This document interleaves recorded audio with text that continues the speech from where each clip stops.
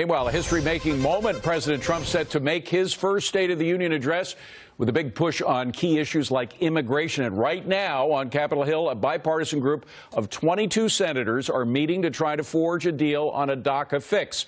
Republican Congressman from Georgia, Buddy Carter, joins me now. Good to see you, Congressman. I got to say that after Senator Schumer had to eat crow with the government shutdown, and then he was lambasted by the left wing of his party, which seems to control the party right now for trying to make any kind of deal on immigration.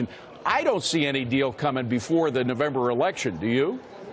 Well, that's hard to say. One thing's for certain, it is up to the Democrats. I mean, the president has already put a proposal out there, which, you know, I think is surely a starting place that they can accept and work on. I would agree. The thing about the president's position, he now puts 1.8 million people in the category of dreamers. Explain to me, by the way, for years now, we've been thinking that the dreamers are 700,000 people. That is, kids who were brought here by their parents and grew up here. How did it go from 700,000 to 1.8 million?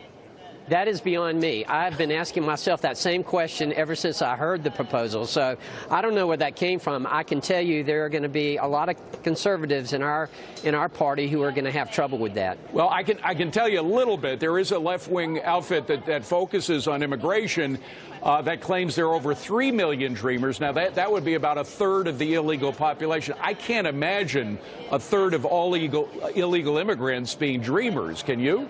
No, I cannot. I have to question the accuracy of that figure. Yeah, I do too. Well, once this does get straightened out and the president has laid out his position, how do Democrats possibly say that he hasn't bent over backwards in order to meet them on immigration?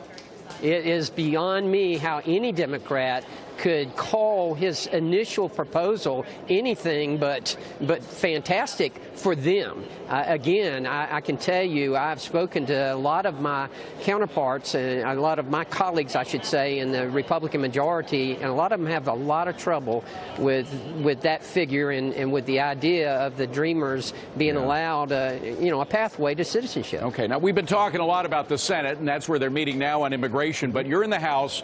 It is in the House that rules of impeachment or charges of impeachment are initially brought up, if they're brought up at all. And you and I both know that is the golden ring for Democrats. They want to impeach Donald Trump, and that's the main reason in my mind why they want to win the House back in November. In order to do that, I don't think they would, and again, getting back to my first point, I don't think they want any deal at all with this president before that election.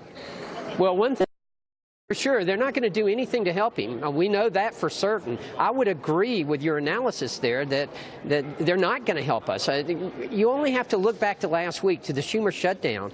I mean, let's face it, that's what they were trying to do, to disrupt things and to be as uncooperative as they can possibly be. Kind of puts a pall over, I mean, the president wanted this to be an upbeat, positive State of the Union. It does put a pall over that, doesn't it? Well, it does, but I can tell you this, it is going to be an update State of the Union, an upbeat State of the Union. We're so excited, and why wouldn't we be? Look at what's going on in this country right now. Yeah. I mean, the economy is just doing wonderful, and the State of the Union is bright right now, so we've got a lot to celebrate. There's a lot of good news out there. Buddy Carter, thank you very much for being here. Appreciate it. Thank you. All righty. Putting the border